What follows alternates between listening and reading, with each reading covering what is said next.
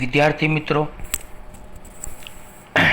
ગયા લેક્ચરમાં આપણે ગાઉસનો નિયમ ભણ્યા હતા, જેનું સૂત્ર તમે ફાઈ બરાબર કયું જાણો છો? ક્યુ અપોન એપ્સાઇલોન 0. ત્યારબાદ ગૌસના નિયમના આધારે બંધ સપાટી માટેના વિદ્યુત ફ્લક્સ જો શૂન્ય હોય તો વિદ્યુતભાર શૂન્ય હોય એ થિયરી ભણ્યા હતા. અને ત્યારબાદ આપણે ગૌસના નિયમની અગત્યતા અને તેના થોડાક ઉપયોગોની ચર્ચા કરી હતી. હવે આજે આપણે 2 લેક્ચર ટોટલ ભણીશું, જેમાં પહેલા લેક્ચરમાં ગૌસના નિયમનો પહેલો એક ઉપયોગ ભણીશું. ગૌસના નિયમનો પહેલો એક ઉપયોગ તો મેં ગયા લેક્ચરમાં કીધું હતું, સમમિતિ ધરાવતા પદાર્થો, કદાચ યાદ હોય તો સમમિતિ ધરાવતા પદાર્થો એટલે શું? તો એક અનંત લંબાઈનો તાર હોય, જેના બંને છેડા અનંત હોય અને એના ઉપર વિદ્યુતભાર આવેલો હોય, તો એને સમમિતિ ધરાવતો વિદ્યુતભાર કહી શકાય. આ જ રીતે કોઈ અનંત વિસ્તારવાળું સમતલ હોય અને એ સમતલ ઉપર વિદ્યુતભાર આવેલો હોય, તો એને અનંત વિસ્તારવાળું સમતલ એટલે કે સમમિતિ ધરાવતો વિદ્યુતભારનું વિતરણ કહી શકાય. ત્યારબાદ એક પોલો ગોળો આવે છે અને એક નક્કર ગોળો, એ આપણે ઉદાહરણમાં ભણીશું. તો ટોટલ ગૌસના નિયમ આધારિત થિયરીઓની ચર્ચા કરીએ તો આ લેક્ચરમાં આપણે 2 થિયરીઓની વાત પહેલાં કરીએ. એની પહેલાં હું તમને થોડુંક રફ મતલબ આપણી જે નોટપેડની રીડ છે એ પ્રમાણે પહેલાં સમજાવી દઈએ. સૌથી પહેલાં તો એકદમ સરસ થિયરીઓ અને આજની બંને લેક્ચરની થિયરી એટલે કે લેક્ચર 26 અને લેક્ચર 27 એની બધી જ થિયરીઓ એમપી છે, એટલે ધ્યાન રાખજો. જો વિદ્યાર્થી મિત્રો, આજે આપણે એવું સમજો કે આ અનંત લંબાઈનો તાર છે. ઘણા કે એના છેડા બંને કેવા હોય? તો બંને છેડા અનંત અંતરે હોય. અને જો આના ઉપર વિદ્યુતભાર આવેલો હોય તો આ આપણે અનંત લંબાઈનો સુરેખ વિદ્યુતભાર વિતરણ ધરાવતો તાર કહી શકીએ. અહીંયા આપણે વિદ્યુતભારની રેખીય ઘનતા લેમ્બડા આવશે. તો મેં તમને આગળ સમજાવ્યું છે કે વિદ્યુતભારની રેખીય ઘનતા લેમ્બડા બરાબર વિદ્યુતભાર ભાગ્યા લંબાઈ. બોલો, વિદ્યુતભારની રેખીય ઘનતા લેમ્બડા બરાબર કેટલા? વિદ્યુતભાર ભાગ્યા લંબાઈ. તો એ વાત તો જવા દો. ચલો, અત્યારે તમને શું દેખાય છે? તો ઘણા કે સાહેબ અનંત લંબાઈનો એક તાર દેખાય છે. તો જેની ત્રિજ્યાની સરખામણીમાં લંબાઈ ખૂબ જ મોટી હોય, એટલે કે લંબાઈની સરખામણીમાં ત્રિજ્યા અવગણ્ય હોય, તો એને તમે અનંત લંબાઈનો તાર કહી શકો છો. ફરીવાર બોલું છું કે લંબાઈની સરખામણીમાં તેની ત્રિજ્યા અવગણ્ય હોય તો એવો તાર અનંત લંબાઈનો તાર તમે વિચારી શકો. તો આકૃતિમાં એક તમને અનંત લંબાઈનો તાર દેખાય છે, એની ઉપર વિદ્યુતભાર છે અને એની વિદ્યુતભારની રેખીય ઘનતા લેમ્બડા છે. હવે શું? તો આ જે અનંત લંબાઈનો તાર છે એનાથી આર જેટલા અંતરે, ધારો કે કોઈ બિંદુ પી છે, આવી જ રીતે આ બાજુ કોઈ આર અંતરે બિંદુ પીડેશ છે, તો આ બંને બિંદુઓ કેવા કહેવાય? તો તારને લંબ સમાન આર અંતરે આવેલા બિંદુઓ કહેવાય. તો પહેલા તારને, આ અનંત લંબાઈના તારને કારણે જેટલું વિદ્યુત ક્ષેત્ર પી બિંદુએ હશે એટલું જ વિદ્યુત ક્ષેત્ર પીડેશ પાસે હશે. તો આ પી અને પીડેશ બિંદુઓ એ સમતુલ્ય બિંદુઓ તરીકે ઓળખાય. બોલો, પી અને પીડેશ બિંદુઓ કેવા? સમતુલ્ય બિંદુઓ તરીકે ઓળખાય છે. તો એક બીજી ચર્ચા કે અનંત લંબાઈનો તાર હોય,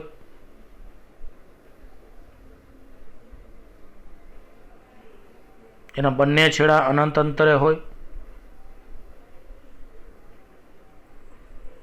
હવે આપણે શું કરવાનું છે? તો એક ગૌસિયન સપાટી વિચારીએ. યાદ રાખો, આ થિયરીમાં આપણે ગૌસના નિયમનો ઉપયોગ કરીશું. હજી કહું છું, આપણે થિયરી શરૂ કરી છે, પણ અત્યારે હું તમને પહેલાં સમજાવું છું રફ અને પછી આપણે આગળ વધીએ. તો અનંત લંબાઈનો તાર છે. હવે આપણે આર જેટલી ત્રિજ્યાનું અને એલ જેટલી લંબાઈનું એક નળાકાર વિચારો. તો બોલો અનંત લંબાઈના તારને કેન્દ્ર તરીકે લઈ, અનંત લંબાઈના તારને અક્ષ તરીકે લઈ આર ત્રિજ્યા અને એલ લંબાઈનું એક નળાકાર વિચારો. હવે આ નળાકારમાં ટોટલ તમને કેટલી સપાટી દેખાય છે? તો નળાકારમાં આ એક સપાટી, આ બીજી સપાટી અને આ ત્રીજી વક્ર સપાટી. બોલો આનું ક્ષેત્રફળ સદિશ ડેલ્ટા એસ સદિશ આમ ઉપર જાય, આનો ક્ષેત્રફળ સદિશ ડેલ્ટા એસ આમ નીચે જાય અને આનો ક્ષેત્રફળ સદિશ ડેલ્ટા એસ આ બાજુ વક્ર સપાટીને અનુલક્ષીને બહાર આવે. આ વક્ર સપાટી મેં ગયા લેક્ચરમાં સમજાવ્યું. તો આ નળાકાર ઊભો છે અહીંયા. તો બોલો આ નળાકારની પહેલી સપાટી હોય તો એનો લંબ ક્ષેત્રફળ સદિશ ડેલ્ટા એસ સદિશ આમ ઉપર આવશે. આ ક્ષેત્રફળ બીજી સપાટી માટે ક્ષેત્રફળ સદિશ નીચે આવશે અને વક્ર સપાટી માટે ક્ષેત્રફળ સદિશ વક્ર સપાટીને લંબ આવશે. હવે બોલો અહીંયા ધન વિદ્યુત ભાર હતો તો વિદ્યુત ક્ષેત્ર ધનમાંથી બહાર જતું, વિદ્યુત ક્ષેત્ર ધનમાંથી બહાર જતું અને વિદ્યુત ક્ષેત્ર ધનમાંથી બહાર જતું. તો અહીંયા ઈ અને એસ વચ્ચેનો ખૂણો થીટા કેટલો આવે? 90. અહીંયા ઈ અને એસ વચ્ચેનો ખૂણો થીટા કેટલો આવે? 90. પણ અહીંયા થીટા કેટલો આવે? 0. એનો મતલબ અહીંયા ખૂણો થીટા 90, અહીંયા થીટા 90 અને અહીંયા થીટા 0. તો વિદ્યાર્થી મિત્રો એકવાર ફરીવાર સમજાવું. આકૃતિમાં દર્શાવ્યા પ્રમાણે અનંત લંબાઈનો તાર ધ્યાનમાં લો કે જેના ઉપર ધન વિદ્યુતભાર આવેલો છે અને વિદ્યુતભારની રેખીય ઘનતા લેમ્બડા છે.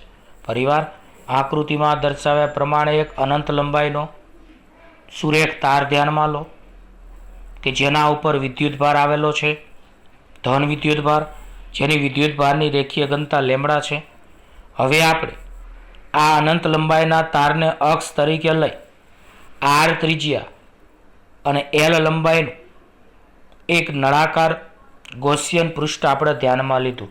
બોલો અહીં આકૃતિમાં એક આર ત્રિજ્યા અને એલ લંબાઈનું એક નળાકારીય ગૌસિયન પૃષ્ઠ ધ્યાનમાં લીધું. હવે શું જોઈ શકાય છે? તો આ પહેલી વર્તુળાકાર સપાટી, આ બીજી વર્તુળાકાર સપાટી, આ ત્રીજી વક્રાકાર સપાટી. બોલો ધનમાંથી વિદ્યુત ક્ષેત્ર બહાર નીકળે, ધનમાંથી વિદ્યુત ક્ષેત્ર બહાર નીકળે અને ધનમાંથી વિદ્યુત ક્ષેત્ર બહાર નીકળે. તો પહેલી સપાટીમાં ક્ષેત્રફળ સદિશ ડેલ્ટા એસ સદિશ અને ઈ સદિશ વચ્ચેનો ખૂણો થીટા 90. બીજી વર્તુળાકાર સપાટી માટે ઈ સદિશ અને ડેલ્ટા એસ વચ્ચેનો ખૂણો 90. એનો મતલબ પહેલી અને બીજી આ બંને વક્રાકાર સપાટીઓમાં ઈ અને ડેલ્ટા એસ વચ્ચેનો ખૂણો 90 બને છે, જ્યારે અહીંયા વક્ર સપાટીમાં ખૂણો થીટા કેટલો બને છે? 0 બને છે. તો વિદ્યાર્થી મિત્રો આ ખ્યાલ આવી ગયો. હું હજી કહું છું કે જો એ વસ્તુ તમને ખબર ન પડે તો ગભરાયા વગર તમારે કહેવું તો આપણે એને ફરીવાર સમજાવી શકીએ. તો હવે આપણે આજે આ થિયરીમાં આપણે આગળ વધીએ. તો સૌથી પહેલાં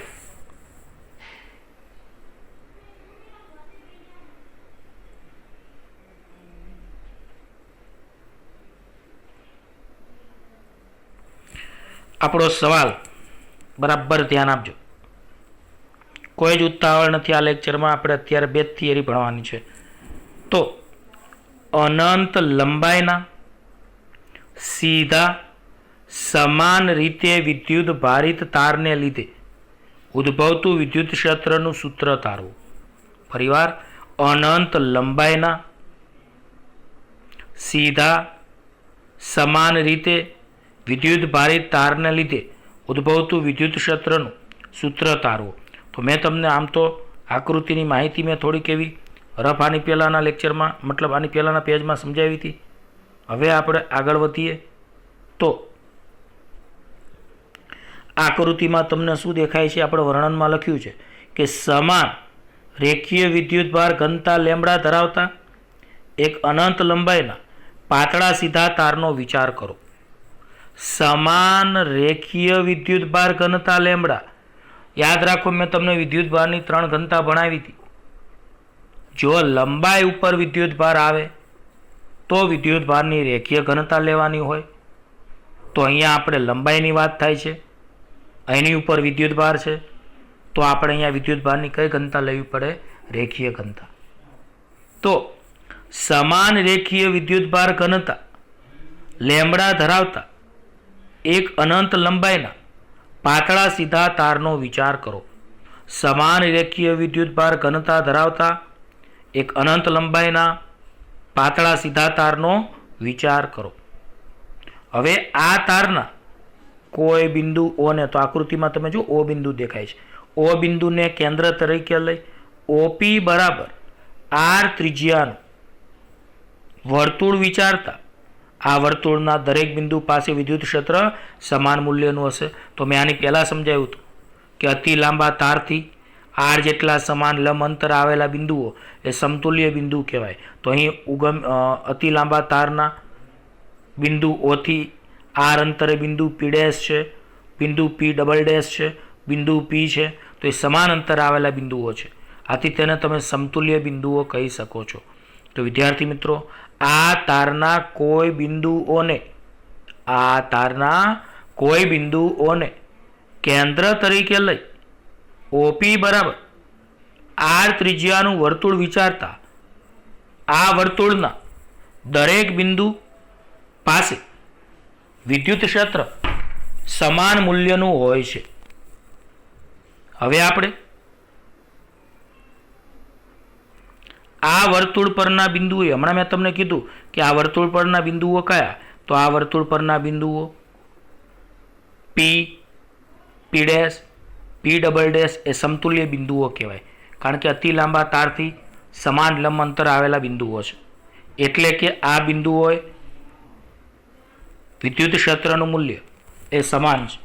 આ બિંદુઓએ વિદ્યુત ક્ષેત્રનું મૂલ્ય કેવું છે? સમાન છે. તો દરેક બિંદુએ વિદ્યુત ક્ષેત્રની દિશા કઈ થશે? તો ત્રિજ્યાવર્તી દિશામાં થશે. દરેક બિંદુએ વિદ્યુત ક્ષેત્રની દિશા કેવી થશે? ત્રિજ્યાવર્તી દિશામાં થશે. આ ખ્યાલ આવી ગયો? કેવી રીતે? તો તમે જોઈ શકો છો વિદ્યુત ક્ષેત્રની દિશા.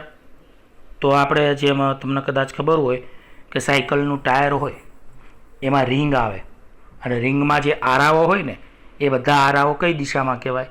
ત્રિજ્યાવર્તી દિશામાં. તો અહીંયા પણ તમે લોકો આ જે હું દોરું છું આ બધા તમે એ ત્રિજ્યાવર્તી દિશામાં વિદ્યુત ક્ષેત્ર હોય.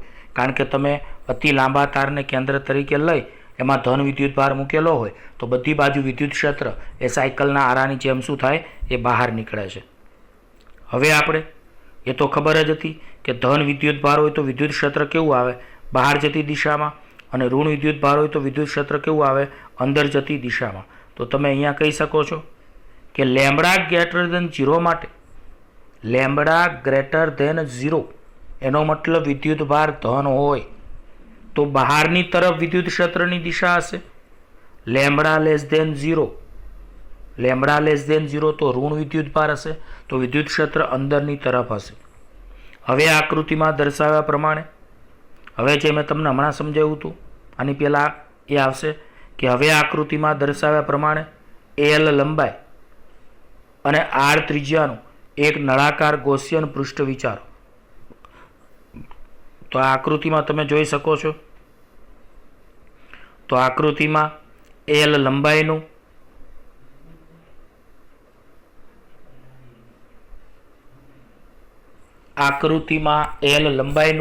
અને R ત્રિજ્યાનું એક ગૌસિયન પૃષ્ઠ વિચારો. ઓલા આકૃતિમાં L લંબાઈનું અને R ત્રિજ્યાનું એક કોણ વિચારો? ગૌસિયન પૃષ્ઠ દેખાય છે આકૃતિમાં. તો L લંબાઈ અને R ત્રિજ્યાનું એક શું દેખાય છે? ગૌસિયન પૃષ્ઠ. હવે તમને મેં આમ તો પહેલાં સમજાવી દીધેલું છે. એકવાર આકૃતિ તમે બરાબર જુઓ કે આકૃતિમાં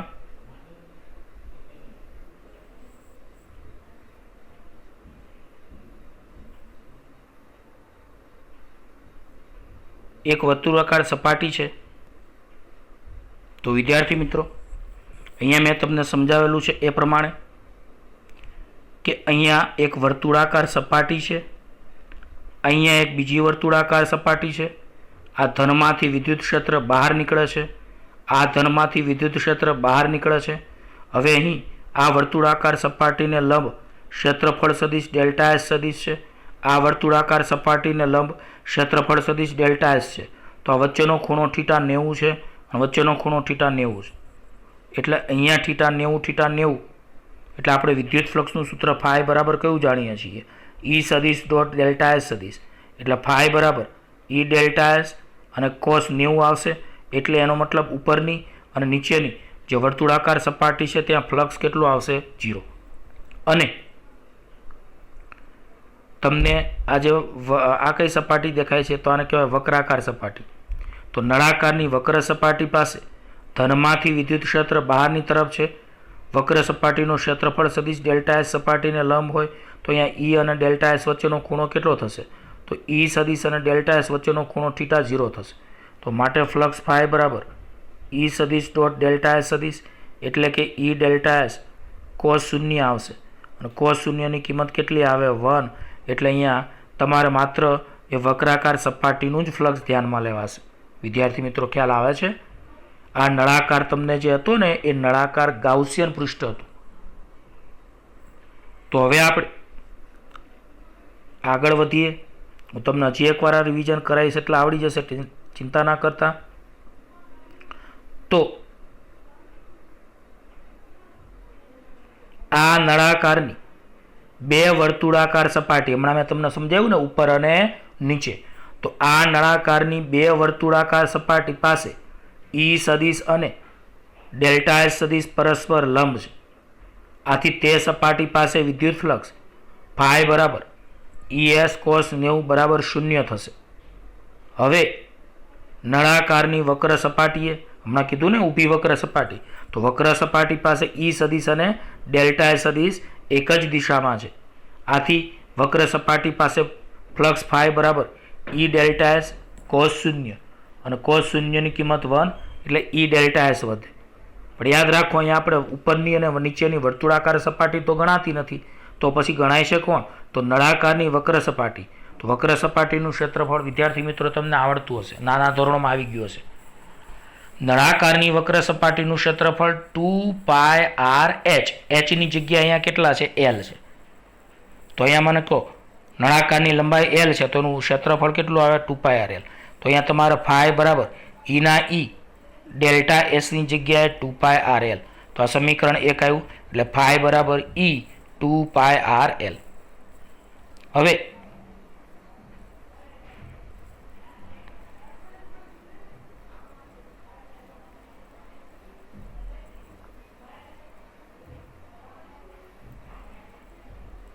આગળ વધીએ.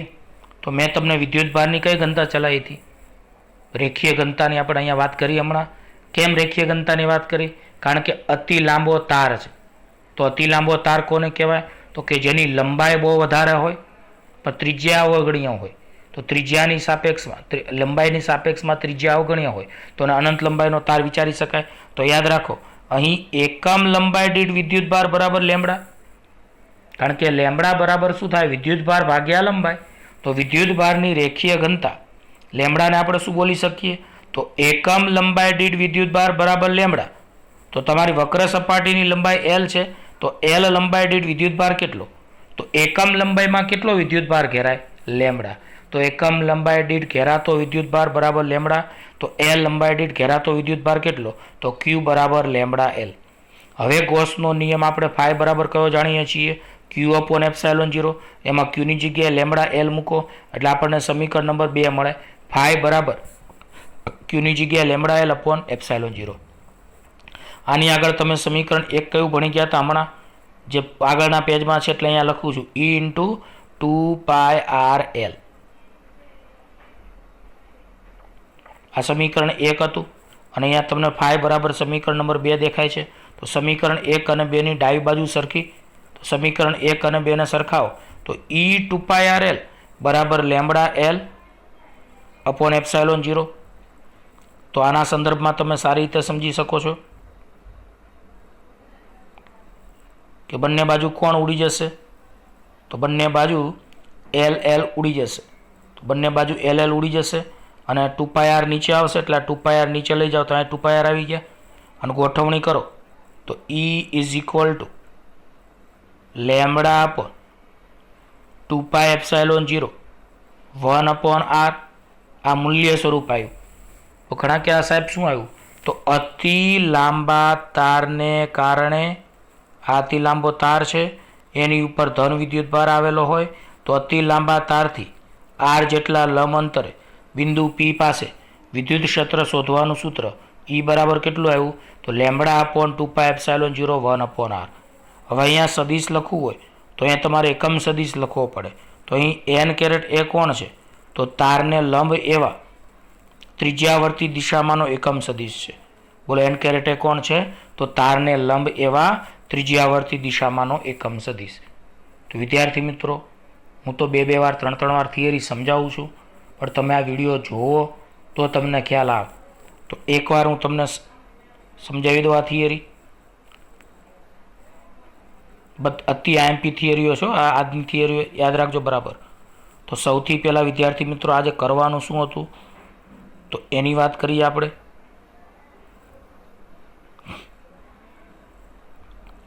તો અનંત લંબાઈના સીધા સમાન રીતે વિદ્યુત ભારિત તારને લીધે ઉદ્ભવતું વિદ્યુત ક્ષેત્રનું સૂત્ર તારો.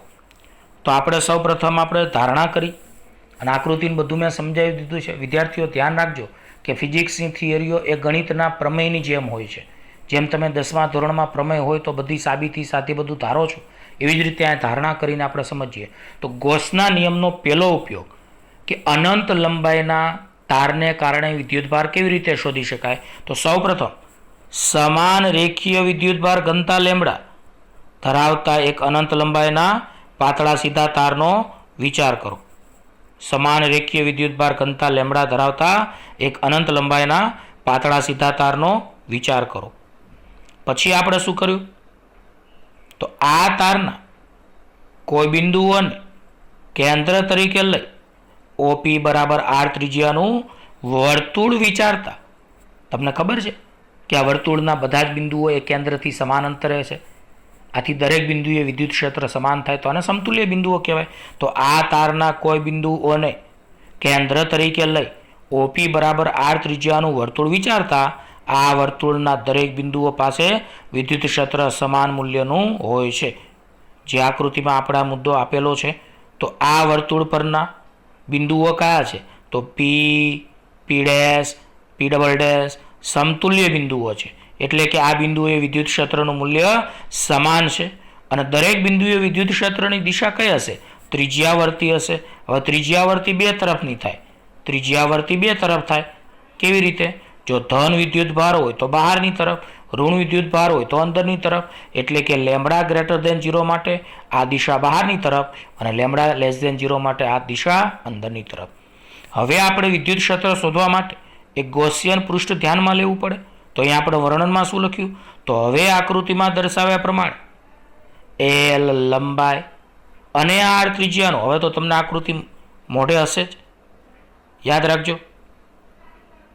તો આકૃતિ તમને મોઢે હશે. તો બોલો હવે આકૃતિમાં દર્શાવ્યા પ્રમાણે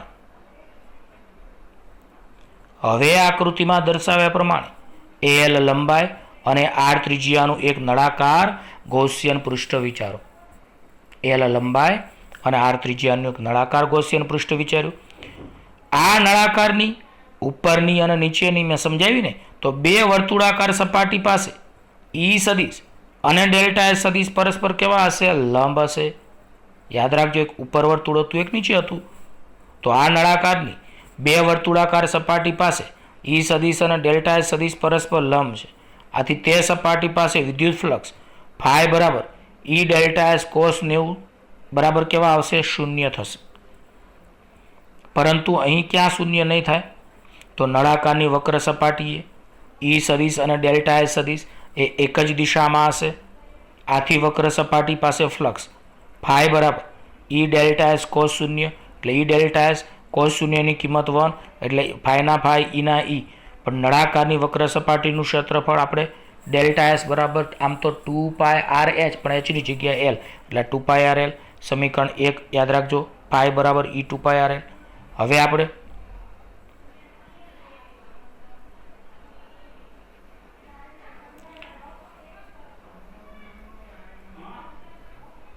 તો અહીંયા તમે જોઈ શકો છો કે એકમ લંબાઈ દીઠ વિદ્યુતભાર બરાબર લેમ્બડા. તો એલ લંબાઈ દીઠ વિદ્યુતભાર કેટલો, મતલબ એકમ લંબાઈમાં ઘેરાતો વિદ્યુતભાર કેટલો હોય લેમડા. તો એલ લંબાઈનું જે નળાકાર છે એના દ્વારા ઘેરાતો વિદ્યુતભાર કેટલો, તો લેમડા એલ, એટલે કે ક્યુ બરાબર લેમડા એલ. હવે ગોસના નિયમ મુજબ ફાઈ બરાબર ક્યુ અપોન એપ્સાઇલોન 0, પણ ક્યુની જગ્યાએ તમે લેમડા એલ લખી શકો. સમીકરણ 2 આવ્યું. તો સમીકરણ 1 અને 2 ને તમે સરખાવો તો E2πrl બરાબર lambda L upon epsilon 0, L L ઉડી જાય. પરિણામ સ્વરૂપ યાદ રાખજો, અહીંયા 2πr ને તમે ક્યાં લઈ જાઓ, તો 2πr ને નીચે લઈ જાઓ તો E બરાબર 2πr એપ્સાઇલોન 0, અને માટે ગોઠવણી કરો તો મૂલ્ય સ્વરૂપમાં E બરાબર lambda upon 2π epsilon 0 into 1 upon r આવશે. તો આ વિદ્યુત ક્ષેત્રનું સૂત્ર દાખલા માટે યાદ રાખવાનું. કેવી રીતે યાદ રાખશો, તો અનંત લંબાઈના તારને કારણે તારને લંબ r અંતરે આવેલા બિંદુએ ઉદ્ભવતું વિદ્યુત ક્ષેત્ર શોધવાનું સૂત્ર E બરાબર lambda upon 2π epsilon 0 1 upon r. ફરીવાર કેવી રીતે યાદ રાખશો, તો અનંત લંબાઈના તારને કારણે તારને લંબ r અંતરે ઉદ્ભવતા વિદ્યુત ક્ષેત્ર શોધવાનું સૂત્ર E બરાબર lambda upon 2π epsilon 0 1 upon r. જ્યાં n કેરેટ અહીંયા સદિશ સ્વરૂપમાં લખવું હોય તો E સદિશ બરાબર lambda upon 2π epsilon 0 1 upon r n caret, જ્યાં n કેરેટ એ તારને લંબ એવા ત્રિજ્યાવર્તી દિશામાંનો એકમ સદિશ છે. હવે આપણે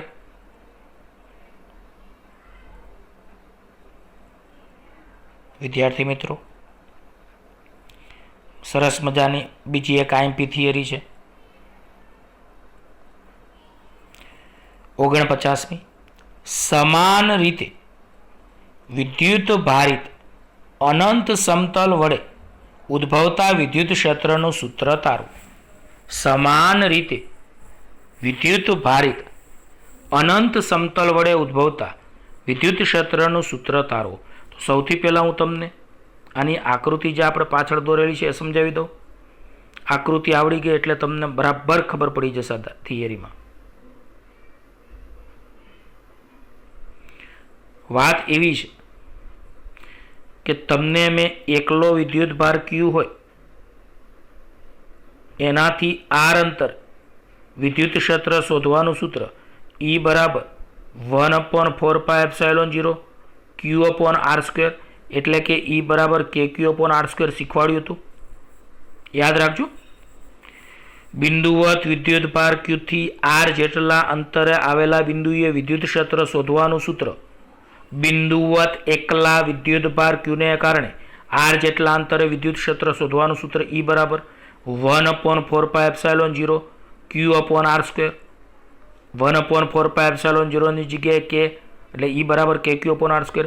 એક આ આપણે વિદ્યુત ક્ષેત્ર શોધવાનું સૂત્ર ભણી ગયા. ત્યાર પછી ઘણા બધા વિદ્યુત ભારો હોય Q1 Q2 Q3, તો એને કારણે કોઈ બિંદુ P પાસે વિદ્યુત ક્ષેત્ર શોધવાનું સૂત્ર ભણી ગયા. તો આપણે સરવાળો કર્યો તો 1 upon 4π epsilon 0 bar sigma I is equal to 1 to n, અને અહીંયા QI RIJ નો સ્ક્વેર RIJ કેરેટ આવું લખ્યું હતું. આ બીજી રીતે વિદ્યુત ક્ષેત્ર શોધ્યું હતું. ત્રીજી રીત આપણે વિદ્યુત ક્ષેત્ર શોધવાની વિદ્યુત ભારનું સતત વિતરણ મેં તમને ભણાવ્યું હતું, કોઈને યાદ હોય તો. એને કારણે ઉદ્ભવતા વિદ્યુત ક્ષેત્રની વાત કરી હતી. ચોથી રીત વિદ્યુત ડાયપોલના અક્ષને કારણે ઉદ્ભવતું વિદ્યુત ક્ષેત્ર શોધવાનું સૂત્ર E સદિશ બરાબર આપણે કયું ઉતાર્યું હતું, તો 2k ની જગ્યાએ 1 upon 4π epsilon 0 PR upon r square minus a square નો સ્ક્વેર r કેરેટ. એક આ તાર્યું હતું. ચોથું આ મોટા વિદ્યુત ડાયપોલની વિષુવ રેખા, વિદ્યુત ડાયપોલની કઈ રેખા? વિષુવ રેખા. તો એને કારણે વિદ્યુત ક્ષેત્ર શોધવાનું સૂત્ર E બરાબર કયું તાર્યું હતું, તો minus 1 upon 4π epsilon 0 p upon r square plus a સ્ક્વેરની કેટલી હતી? 3/2 અને p કેરેટ. તો આ બધા તારવા હતા. હવે સાતમું વિદ્યુત ક્ષેત્ર હમણાં આપણે તાર્યું, 5 તારવ્યા, 5 થયા ને. એક એકલા વિદ્યુત ભારનું વિદ્યુત ક્ષેત્ર, બીજું 2-4 વિદ્યુત ભારને કારણે વિદ્યુત ક્ષેત્ર એટલે કે વિદ્યુત ભાર તંત્રને કારણે વિદ્યુત ક્ષેત્ર, ત્રીજું વિદ્યુત ભારના સતત વિતરણને કારણે, ચોથું વિદ્યુત ડાયપોલની અક્ષને કારણે, પાંચમું વિદ્યુત ડાયપોલની વિષુવરેખાને કારણે, છઠ્ઠું આજે આપણે ધાર્યું કે અનંત લંબાઈનો તાર હોય, એની ઉપર વિદ્યુત ભાર હોય, તો એને લંબ આર અંતરે આવેલા બિંદુ પી પાસે વિદ્યુત ક્ષેત્ર શોધવાનું સૂત્ર E બરાબર લેમ્બડા અપોન 2πε0 1/r. જો સદિશ લખો તો અહીંયા શું લખાય? n કેરેટ અથવા r કેરેટ. તો વિદ્યાર્થી મિત્રો, આ 6 સૂત્રો આપણે વિદ્યુત ક્ષેત્રના અત્યાર સુધી આ પાઠમાં ભણ્યા છીએ. હવે આપણે આજે આ થિયરીમાં એક અનંત વિસ્તારવાળું તમને સમતલ દેખાય છે. તો તમે ચોપડાનું પત્તું હોય ને એને, અથવા આપણે ક્લાસરૂમનું જે બોર્ડ હોય એને આપણે અનંત વિસ્તારવાળું સમતલ સમજીએ તો આ સમતલમાં ધારો કે ધન વિદ્યુતભાર આવેલો છે. ધન વિદ્યુતભાર હોય તો પૃષ્ઠ ઘનતા ગ્રેટર ધેન 0, ઋણ વિદ્યુતભાર હોય તો પૃષ્ઠ ઘનતા સિગ્મા લેસ ધેન 0. તો આની આગળના દાખલામાં વિદ્યુતભારની રેખીય ઘનતા લેમ્બડા કેમ આવી હતી? કારણ કે લંબાઈ ઉપર વિદ્યુતભાર હતો. આની આગળની જે આપણે થિયરી ભણાવી એમાં કેમ વિદ્યુતભારની રેખીય ઘનતા લેમ્બડા આવી હતી? કારણ કે વિદ્યુતભાર લંબાઈ પર હતો. હવે આ ચોપડાનું પત્તું છે એવું સમજી લો. તો ચોપડાના પત્તાને આપણે અનંત વિસ્તારવાળું સમતલ ગણીએ અને એના ઉપર ધન વિદ્યુતભાર હોય તો એને સિગ્મા ગ્રેટર ધેન 0 કહેવાય, ઋણ હોય તો સિગ્મા લેસ ધેન 0 કહેવાય. અચ્છા, હવે તમને થાય કે સાહેબ વારે વારે પેલી ગૌસિયન સપાટી બોલો છો, એવું કેમ? તો મેં તમને ગયા લેક્ચરમાં કીધું કે ગૌસિયન સપાટી એ ગૌસનો નિયમ લેવા માટે જરૂરી છે. અને ગૌસના નિયમની જરૂર ક્યાં પડે છે? વિદ્યુત ક્ષેત્ર શોધવા માટે. મેં તમને કહ્યું હતું, યાદ હોય તો, કે ગૌસિયન સપાટીનો ઉપયોગ ક્યાં થાય? તો ગૌસના નિયમમાં. અને ગૌસના નિયમનો ઉપયોગ એ કઠિન લાગતા વિદ્યુત ક્ષેત્રને આસાનીથી શોધે છે. તો આ અનંત લંબાઈનું સમતલ છે. હવે અનંત લંબાઈના સમતલને કારણે તમે વગર ગાઉસના નિયમનો ઉપયોગ કરીને વિદ્યુત ક્ષેત્ર શોધી શકો નહીં, બહુ અઘરું પડી જાય. તો અત્યારે તો તમને અનંત લંબાઈનું એક અનંત વિસ્તારવાળું સમતલ દેખાય છે, એની ઉપર ધન વિદ્યુતભાર દેખાય છે. તો અહીંયા આપણે એક લંબઘન સપાટી તમને જો વચ્ચે લાંબી દેખાય છે. તો એ લંબઘન સપાટી છે એને આપણે સમાંતર બાજુ ચતુષ્ફલક કહીશું. સમાંતર બાજુ ચતુષ્ફલક. તો તમને આ જે દેખાય છે, હવે હું તમને આ ખાટું કરીને બતાવું છું. દેખાય છે આ જે છે ને સમાંતર બાજુ ચતુષ્ફલક છે. આ એની પહેલી સપાટી, આ એની બીજી સપાટી. બોલો અહીં ધનમાંથી વિદ્યુત ક્ષેત્ર કેવું થાય? તો ધનમાંથી વિદ્યુત ક્ષેત્ર બહાર નીકળેલું તમને બતાવ્યું જ છે. ધનમાંથી વિદ્યુત ક્ષેત્ર બહાર નીકળેલું બતાવ્યું જ છે. અહીંયા પણ ધનમાંથી વિદ્યુત ક્ષેત્ર બહાર નીકળેલું જ છે.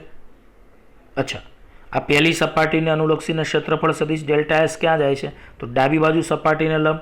આ ઘાટી કરીને, જો આ ઘાટી કરી, તો આ 1 નંબરની સપાટીને કારણે ક્ષેત્રફળ સદિશ ક્યાં જાય છે? તો સપાટીને લંબ બહાર.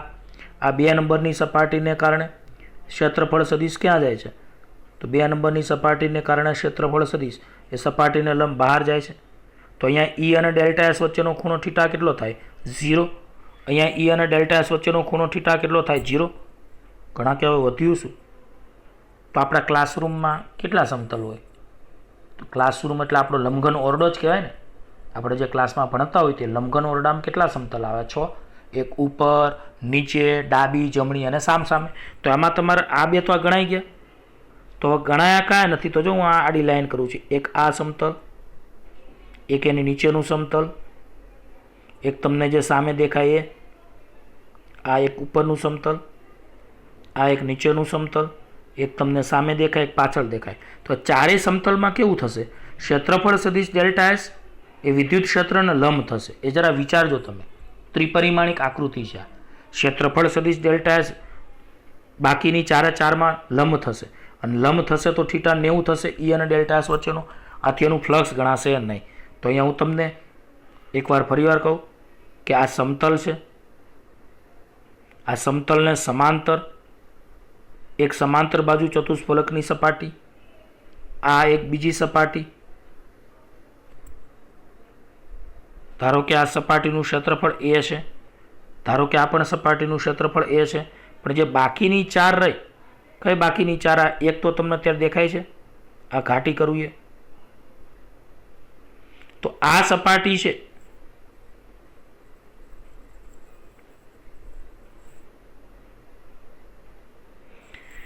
એનો ક્ષેત્રફળ સદિશ ડેલ્ટા એસ સદિશ ક્યાં આવે? તો ડેલ્ટા એસ સદિશ સપાટીને લંબ ઉપર જઈ તે દિશામાં આવે. અને ધનમાંથી વિદ્યુત ક્ષેત્ર તો બહાર નીકળે એટલે અહીંયા થીટા 90 થાય. એનો મતલબ કે આ સપાટી સમતલને કેવી છે? તો આ જે સમતલ વચ્ચે છે અનંત વિસ્તારવાળું, એ સમતલને તો આ સપાટી લંબ કહેવાય ને. તો અહીંયા સમતલને લંબ સપાટી કેવી છે? તો સમતલને લંબ સપાટી અત્યારે તમને જે દેખાય છે એને દર્શાવતો ક્ષેત્રફળ સદિશ ડેલ્ટા એસ સદિશ અને વિદ્યુત ક્ષેત્ર વચ્ચેનો ખૂણો થીટા અહીંયા કેવો બને? 90 બને. એ જ રીતે આ નીચેની ઘાટી સપાટી,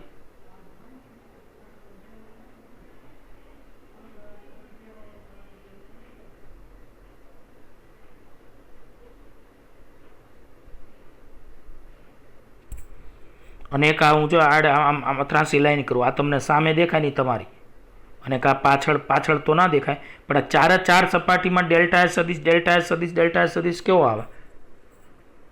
તો વિદ્યુત ક્ષેત્રને લંબ આવશે. તમે થોડું ત્રિપરિમાણિક છે વિદ્યાર્થી મિત્રો, બને એટલું હું એમાં તમને સરળ કરવા પ્રયત્ન કરું છું, તો સમજજો. તો ફરીવાર આ આકૃતિમાં દર્શાવ્યા પ્રમાણે એક અનંત વિસ્તારવાળું એક સમતલ ધ્યાનમાં લો.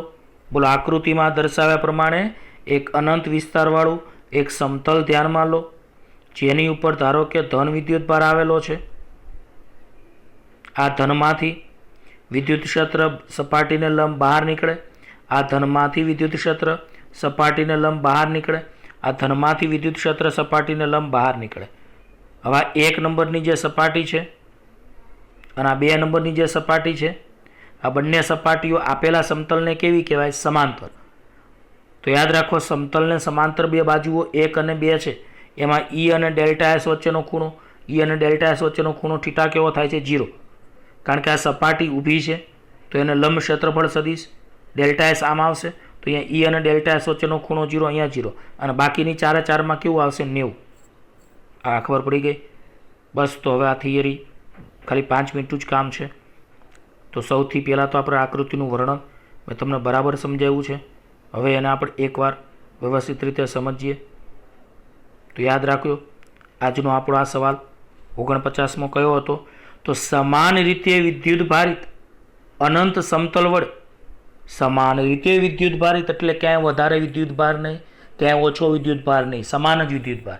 આની પહેલાં સમાન વિદ્યુત ભારવાળો લાંબો તાર હતો, તો વિદ્યુત ભાર તો સમાન જ છે. તો સમાન રીતે વિદ્યુત ભારિત અનંત સમતલ વડે ઉદ્ભવતા વિદ્યુત ક્ષેત્રનું સૂત્ર તારો. તો સૌપ્રથમ વર્ણન કે સમાન રીતે વિદ્યુત ભારિત એવા અનંત સમતલ પર ધારો કે વિદ્યુત ભારની પૃષ્ઠ ઘનતા સિગ્મા છે. કશું નથી આપ્યું તો આપણે અહીંયા સિગ્મા ગ્રેટર ધેન કેટલા લઈશું? 0. તો બોલો, સમાન રીતે વિદ્યુત ભારિત એવા અનંત સમતલ પર ધારો કે વિદ્યુત ભારની પૃષ્ઠ ઘનતા સિગ્મા છે. અહીં વિદ્યુત ક્ષેત્ર સમતલને લંબરૂપે એ એક્સ અક્ષની દિશામાં છે. તો હમણાં સમજાવ્યું હતું કે વિદ્યુત ક્ષેત્ર છે એ સમતલ ઊભું હતું, એને લંબ હતું. તો અહીંયા વિદ્યુત ક્ષેત્ર સમતલને લંબરૂપે એ કઈ દિશામાં છે? એક્સ અક્ષની દિશામાં છે. હવે આપણે અંદર ગાઉસિયન પૃષ્ઠ વિચાર્યું છે, આ એનું વર્ણન કરેલું છે. જે હવે આપણે અહીંયા બોલીએ ને એનું વર્ણન કરેલું છે. તો અહીં સમતલને લંબ બંને બાજુએ વિદ્યુત ક્ષેત્ર શોધવા માટે એ જેટલા આડછેદનું ક્ષેત્રફળ ધરાવતું એક સમાંતર બાજુ ચતુષ્ફલક સમતલને લંબ વિચારો. બોલો, અહીં સમતલને લંબ બંને બાજુએ વિદ્યુત ક્ષેત્ર શોધવા માટે એ જેટલા આડછેદનું ક્ષેત્રફળ ધરાવતું સમાંતર બાજુ ચતુષ્ફલક એ સમતલને લંબ વિચારો. ફરીવાર, અહીં સમતલને લંબ બંને બાજુ, સમતલ ઊભું હતું, સમતલ કેવું હતું? ઊભું. તો સમતલ ઊભું હતું તો સમતલને લંબ બંને બાજુએ વિદ્યુત ક્ષેત્ર શોધવા માટે એ જેટલા આડછેદનું ક્ષેત્રફળ ધરાવતું સમાંતર બાજુ ચતુષ્ફલક સમતલને લંબ વિચારો.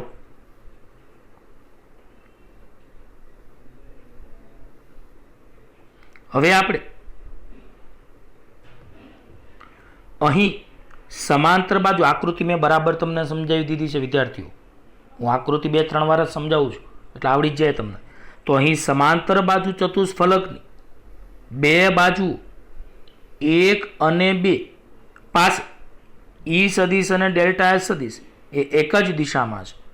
અહીં સમાંતર બાજુ ચતુષ્ફલકની બે બાજુઓ 1 અને 2 પાસે ઈ સદિશ અને ડેલ્ટા એસ સદિશ કેવા છે? એક દિશામાં. આપણે દોર્યું હતું ને, આ બાજુ અને આ બાજુ. આકૃતિ દેખાય છે તમને? આ રીતની આકૃતિ અહીં જો ઉપર તમને દેખાય છે. તો અહીંયા તમે આ એક સપાટી અને આ બીજી સપાટી, તો તમે જોઈ શકો છો કે અહીં સમાંતર બાજુ ચતુષ્ફલકની બે બાજુઓ 1 અને 2 પાસે ઈ સદિશ અને ડેલ્ટા એસ સદિશ એક જ દિશામાં છે. જ્યારે બાકીની 4 સપાટીઓ, એ 4 લખવાની જરૂર નથી, તો બાકીની 4 સપાટીઓ વિદ્યુત ક્ષેત્ર રેખાને સમાંતર હોવાથી ત્યાં ઈ સદિશ અને ડેલ્ટા એસ સદિશ પર લંબ થશે. તો 4 સપાટીઓ છે વિદ્યુત ક્ષેત્રને સમાંતર છે. આ સમજવા જેવી વાત છે. મેં તમને કહ્યું હતું કે પૃષ્ઠ વિદ્યુત ક્ષેત્રને સમાંતર હોય તો પૃષ્ઠને લંબ એવો ક્ષેત્રફળ સદિશ ડેલ્ટા એસ સદિશ વિદ્યુત ક્ષેત્ર સાથે θ બરાબર 90 ખૂણો બનાવે. તો બોલો, બાકીની સપાટીઓ એટલે મેં તમને કીધી હતી ને, ઉપર નીચે સામે પાછળ, ઉપર નીચે સામે પાછળ, એ 4 સપાટીઓ.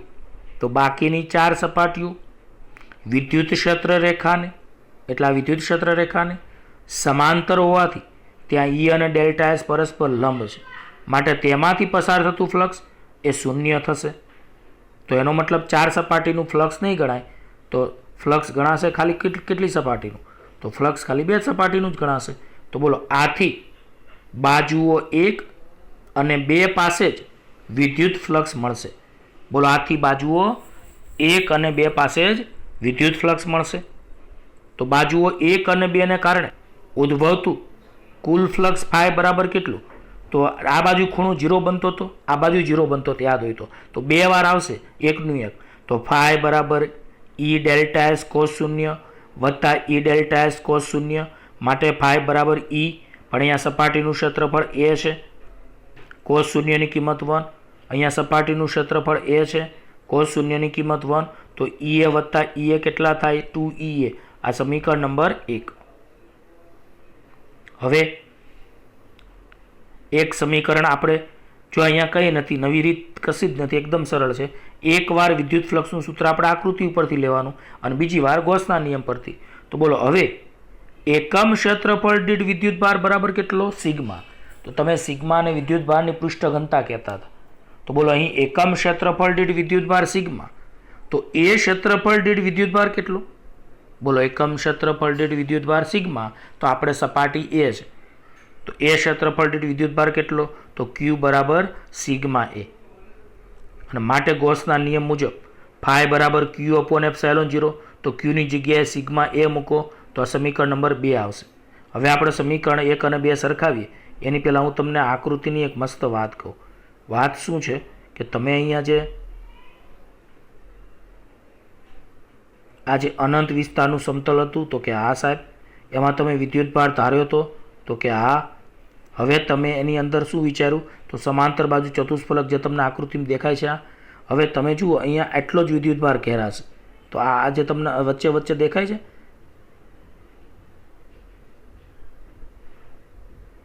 તો જે આટલો વિદ્યુત ભાર છે એટલે આ આડછેદ જ થયું કે ના થયું? તો આ આડછેદનું ક્ષેત્રફળ એ છે, આ આડછેદનું ક્ષેત્રફળ એ છે. અને અહીંયા જે વિદ્યુત ભાર કેટલો કપાશે? તો વિદ્યુત ભાર એ ક્ષેત્રફળ જેટલો જ કપાશે. એટલે આપણે પેલું પદ લખ્યું કે એકમ ક્ષેત્રફળમાં વિદ્યુત ભાર સિગ્મા, તો એ ક્ષેત્રફળમાં કેટલો? તો સિગ્મા એ. આ રીતે મેળવેલું પદ છે. ખબર પડે છે વિદ્યાર્થી મિત્રો?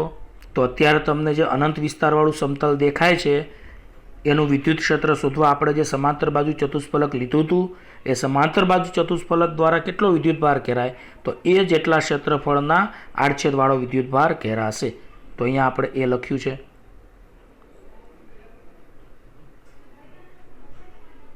તો યાદ રાખો, એક સમીકરણ 1 તમને કયું મળ્યું? તો ફાઈ બરાબર 2EA. અને બીજું સમીકરણ કયું મળ્યું તમને? તો અહીંયા ફાઈ બરાબર કયું મળ્યું? તો બીજું સમીકરણ ફાઈ બરાબર સિગ્મા E એપ્સાયલોન 0. તો બંને સમીકરણો ફાઈ બરાબર છે. તો આ 2EA બરાબર કેટલા આવશે? સિગ્મા એ એપ્સાયલોન 0. તો તમે એને સરખાવશો તો આ રીતે આવશે.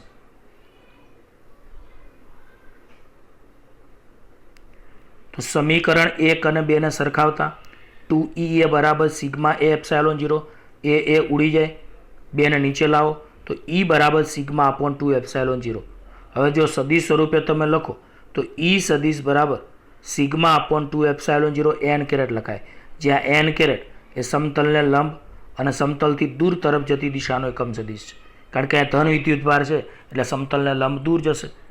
જો સિગ્મા ધન હોય તો E સદિશની દિશા, જો સિગ્મા ધન હોય ઓલા જેવું જ હમણાં lambda greater than 0 lambda less than 0 હતું ને, તો વિદ્યુત ક્ષેત્ર કઈ રીતે બોલતા હતા, તો લેમ્બડા ગ્રેટર ધેન 0 તો વિદ્યુત ક્ષેત્ર બહારની તરફ, લેમ્બડા લેસ ધેન 0 તો વિદ્યુત ક્ષેત્ર અંદરની તરફ. એમ અહીંયા સિગ્મા ધન હોય તો વિદ્યુત ક્ષેત્રની દિશા સમતલથી દૂર તરફ, અને જો સિગ્મા ઋણ હોય તો એ સદિશની દિશા સમતલ તરફની દિશામાં હોય છે.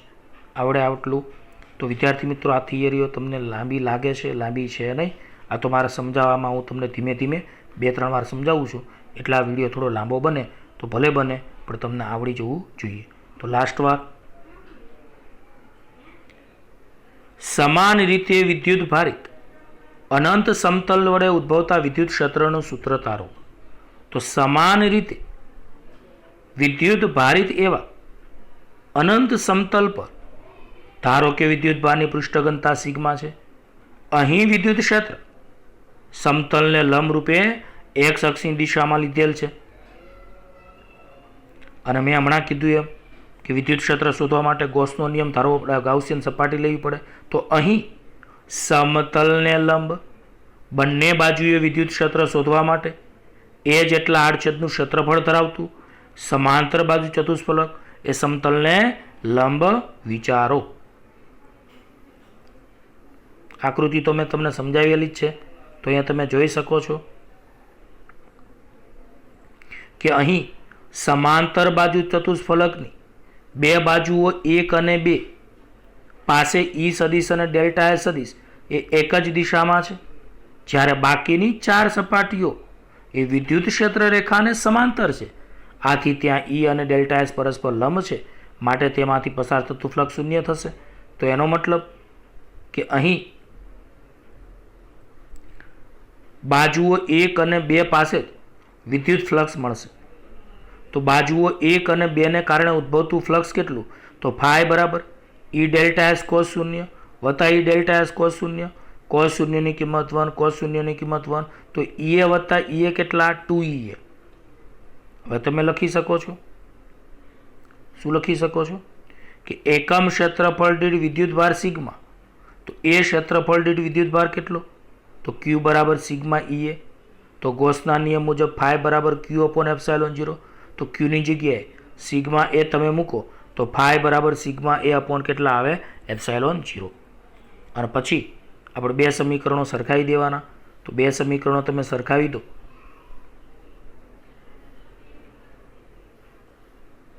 તો સમીકરણ 1 અને 2 ને તમે સરખાવો તો 2EA બરાબર સિગ્મા એ એપ્સાયલોન 0, એ ઉડી જાય તો E બરાબર સિગ્મા અપોન 2 એપ્સાયલોન 0 આવે. અને સદિશ સ્વરૂપે લખો તો E સદિશ બરાબર sigma upon 2 epsilon 0 n caret, જ્યાં n કેરેટ એ સમતલને લંબ અને સમતલથી દૂર તરફ જતો એકમ સદિશ. જો સિગ્મા ધન હોય તો E સદિશની દિશા સમતલથી દૂર તરફ એટલે બહાર જતી, કારણ કે ધન વિદ્યુતભાર હોય, અને સિગ્મા ઋણ હોય તો E સદિશની દિશા સમતલ તરફની હોય છે. તો વિદ્યુત ક્ષેત્ર શોધવાના ટોટલ આપણે 6 સૂત્રો ભણ્યા કહેવાય. તો અમે 2 થિયરી વિદ્યાર્થી મિત્રો સમજાવી. તમે આ શાંતિથી 1-2 વાર વિડીયો જોશો, આરામથી તમને આ થિયરી આવડશે. ધન્યવાદ. હવે આપણે આગળના લેક્ચરમાં આગળ ભણાવીશું.